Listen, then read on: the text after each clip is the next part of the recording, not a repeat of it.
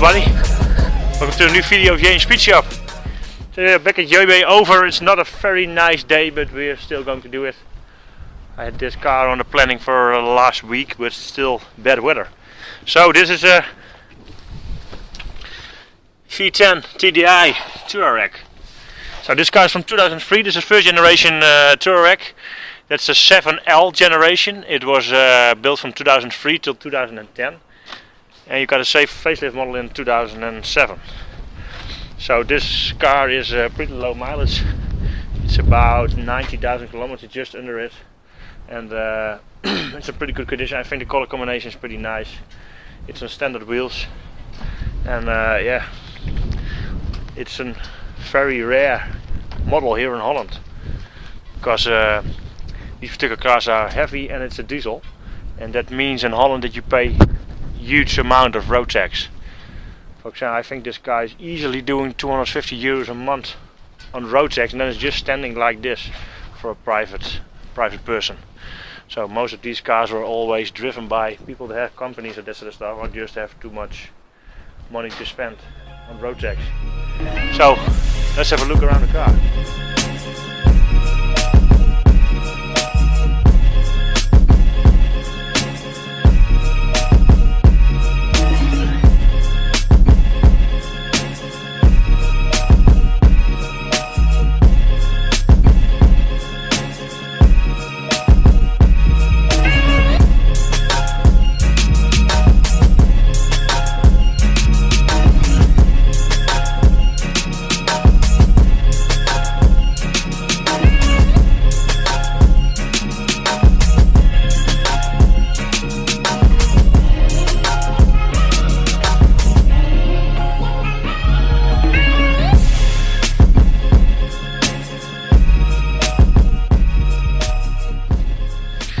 The car is delivered on 18-inch wheels, standard. It looks small, but it's 18-inch. It has 350mm calipers in the front, 350mm discs in the front, 6-pot caliper, and in the back 330mm 4-pot caliper. That's the same as on all the Volkswagen PL71 based model cars. That's like Cayenne, Q7 and the Touareg.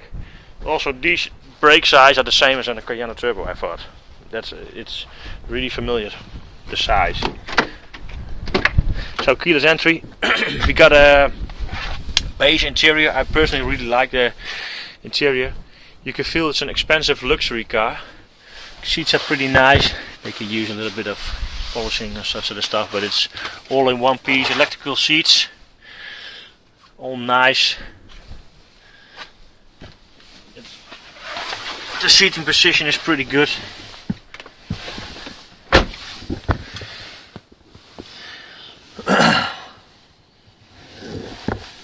V10, all nice. I don't know really the perfect production numbers of this car straight away, but it's not built a lot. So if I know them, I will put them down below in a video. So this is keyless entry, so you can just start it up.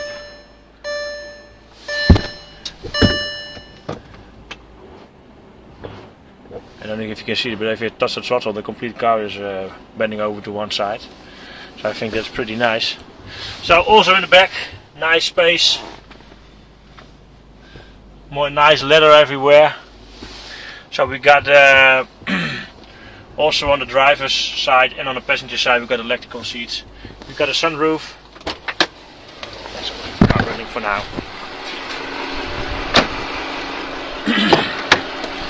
Electrical windows in the back. Seating position nice. You've got an armrest. You got here some temperature controls or airflow controls. So nice big boot. So this is 500 liters, and if you fold down the rear seats, you got 1525 liters. So no spare wheel in this car. I think it will just not fit in here. So this is the battery. It's a pretty weird casing around it. I don't know why, but there's the air tank for the air suspension. This car's air suspension. Here's some kind of kit in here, not for sure what it is. With this side we got CD changer, some kind of ECU, one of a lot of them I think. 12 volt plug-in. So it's nice and quiet. It sounds like a diesel, but also not completely.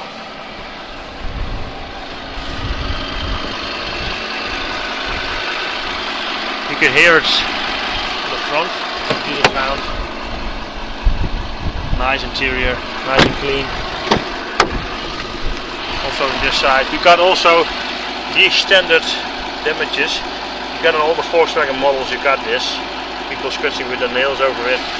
This, I think it's a little bit of a shame that Volkswagen is not really changing anything to it, because they know those things happen. So you see them on some places in this car, also here a little bit on the other side. Glove box.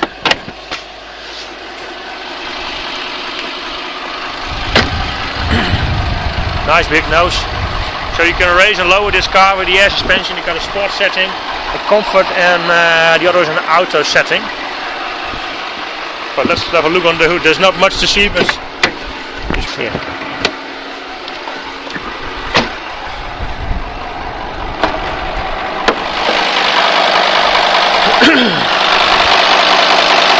I think for the engine it's not really that long. I think the end is somewhere here. It stops here. So what's pretty special about this engine is it is now distribution chain, or distribution belts, or auxiliary belts. It's something that's pretty rare in the automotive industry these days. Is that the car has everything is driven by gears. So the camshaft is driven by gears down to the crankshaft. Also the air conditioning pump and the steering pump, all that sort of auxiliary things are all driven by gears. So it makes it a smaller engine to place in here.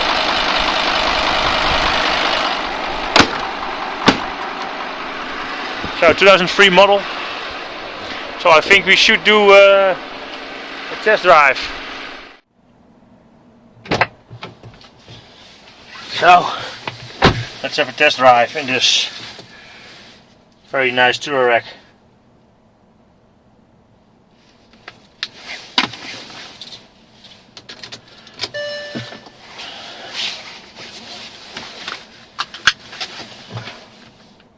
Oh, you don't have to put the key in it because it is keyless. Go, let's have a look if it works.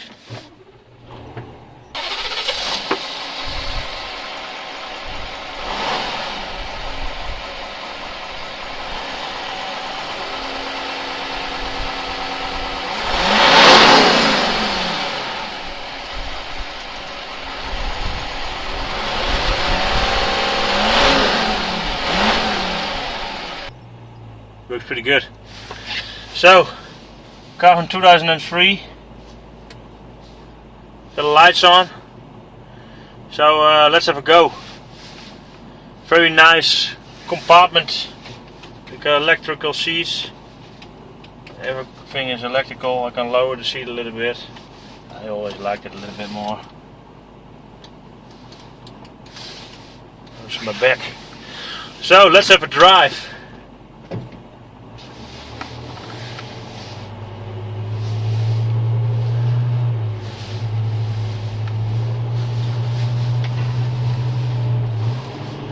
Feels pretty smooth. 6-speed automatic transmission. It's a sequential transmission. It also got a sport setting. It shifts a little bit faster and takes a little bit more in the rev range. You got also manual shifting. So if you put it to this side, you can shift back. Works pretty good. You can shift up. It only will shift up if you got enough speed. So you put it back to normal drive mode. So you got also 3 differentials. They can have all a lock in it, so it can be fully locked up. So you can also do off-road with the right tires, of course. You also got a low gearing. It's now in high in auto. Suspension settings. It's suspension is CDC suspension, continuous damping control system. So it adapts the suspension to the road conditions. So it's now an auto, you can have different settings. So when I put it to comfort, it should be softer. You also see it in the screen here that it goes to comfort. And you got also a sport setting. And I thought also the car will be lowered then a little bit. You can also lower it by itself. You've got a few settings. And you can also raise it more than normal, about 30 centimeters ground clearance at max. So overall this is a pretty nice car to drive already. It's very smooth. I think you hear some engine noise. Some people may think it's too much, but I think I like it to hear the engine a little bit, so for me it's no problem. So this car is already 17 years old. So it came on the market in 2003, first generation, from 2003 to 2010, with a facelift model in 2007.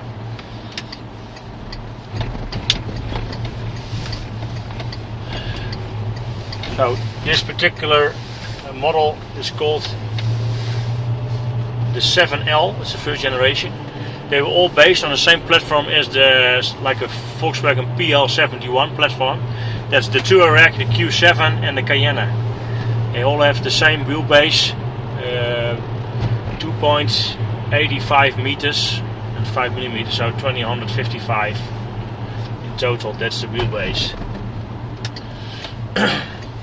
So I could not really find any production numbers of this V10, but I can imagine that it's not that high. This particular car costed in Holland in 2003 97,000 euros. That's just the empty version. Up till the facelift model, before the facelift model in 2007, this model cost 107,000. So the price raised a little bit over the 7 years. So it's not a really cheap car, but it's also not the most expensive one.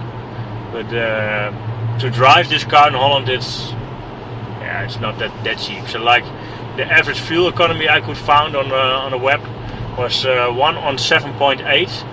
So that's 12.8 liters of diesel on 100 kilometers. I think it's not really that bad. I think this car weighs 2,422 kilos, and it's a big nose, so it's aerodynamically you could better have a sedan and not an SUV. So that's also against it, but overall I think it's not that bad if you look that you have an almost 5 liter V10. So people see this car also as a 5 liter V10, but it's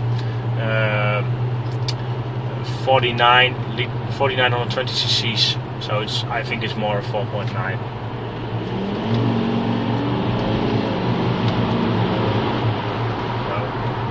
Just overtake the car. And that really surprised me. It's really smooth. It's really smooth. So it drives very nice. So the Rev Limiter, I think it's around 4,500. It's going into red at 4,400 RPMs. I'm now doing about 1,200 RPMs and 65 kilometers. So it's pretty smooth in the 5th gear, so it's not even in the highest gear.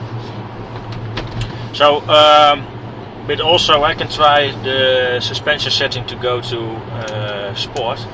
I think the car is now also going to be lowered. So it lowers a little bit. So aerodynamically it's just a little bit better.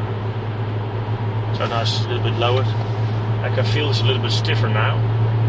So we can test it out on the road. It really is. So something about the engine. 4.9 liter V10. I will call it a 4.9 liter V10.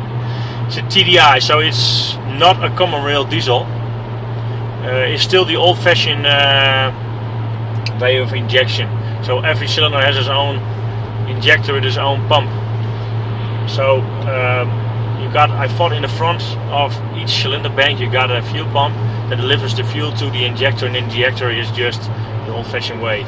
So Volkswagen used this type of injection up to 2006, I thought, in the 1.9 TDIs. So that's the last engine that was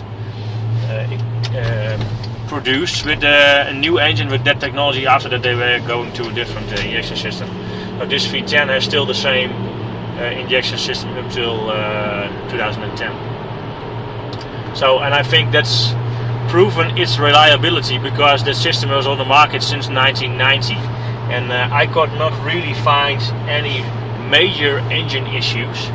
The only issues you read everywhere is that if you have something with this engine, it needs to go out of the car because there's no room.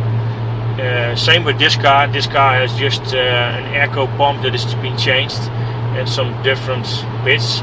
There were 2 bills from the last repairs. There were 7,000 euros. So, and most of that is not really parts. It's because of labor, because you cannot reach anything in this engine. So the other benefit of this car, I think, what I did pretty good, is that they used a really old way of getting everything located to each other. Like, there is no distribution chain, there is no multi-belt, there's no auxiliary belt, it's all by gears. So I think it's a really nice piece of engineering.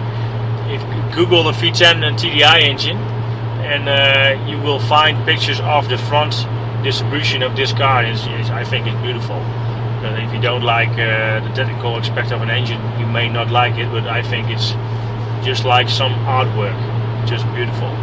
So this particular engine delivers 313 horsepower at 3750 RPMs, and at 2000 RPMs you get 750 Newton meters. At the time that this car came on the market, some car reviewers write that it was the most powerful diesel engine in a production car at that time. I don't know if that's true, because you got a lot of American pickups that had big V8 and 6 inline diesel engines. So I think it's in the region of being the most powerful, but I don't know for sure, so that really is the thing. So this car, 2422 kilos, with that engine, it can go from 0 to 100 in 7.8 seconds. The facelift model did it in 7.6 on paper. And in 2008 there was an R50 model that had 350 horsepower and 850 Newton meters that could accelerate in 6.4.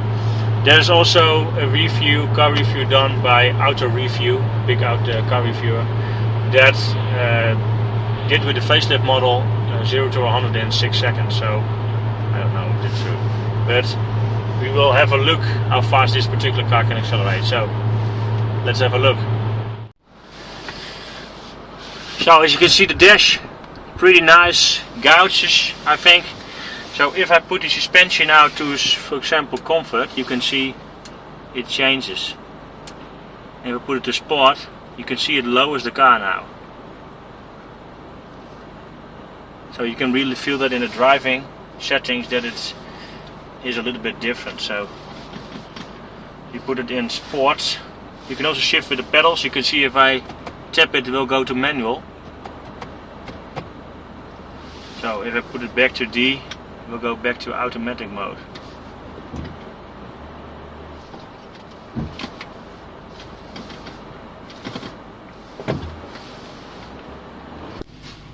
So let's do an acceleration test. Should be possible in 7.8 seconds. So let's have a look. Got it in S mode, air conditioning is off, ESP is just on, so let's have a go.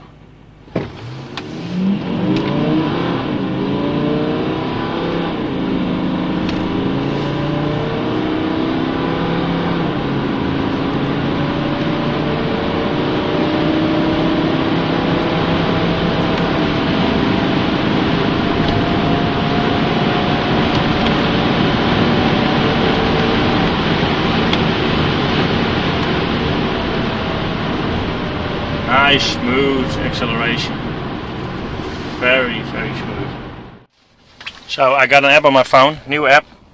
You can measure some acceleration time, so I hope you can read it. So 0 to 100, 7.64 seconds, 7.46 seconds I mean. So factory says 7.8, so I think it's pretty good. 170 meters, red is a little bit dampy. So 100 to 150 and 808.9 seconds, 99 seconds, 0 to 120, 9.47. So you got some kind of number. So it reached the factory numbers easily. So I think on a dry road it would be more perfect, I think. So pretty nice numbers. So I hope you like this video about this Volkswagen Touareg V10 TDI. So it's a pretty nice car to drive. So if you want more information about this particular model that's for sale at JBover, have a look below the video. There's his website link. Have a look there. You can find all the information. You can also find it on my website. It's over here, JMSpeedshop.com. There's also the complete description of this particular car. And don't forget to subscribe to my page. In the right for you, in the right corner, there's my logo. Click on it. You go to my main page. You can see all the other videos I've done a review about, and my projects, my build projects, that sort of stuff. So I want to thank you for watching, and see you for the next one. Bye bye.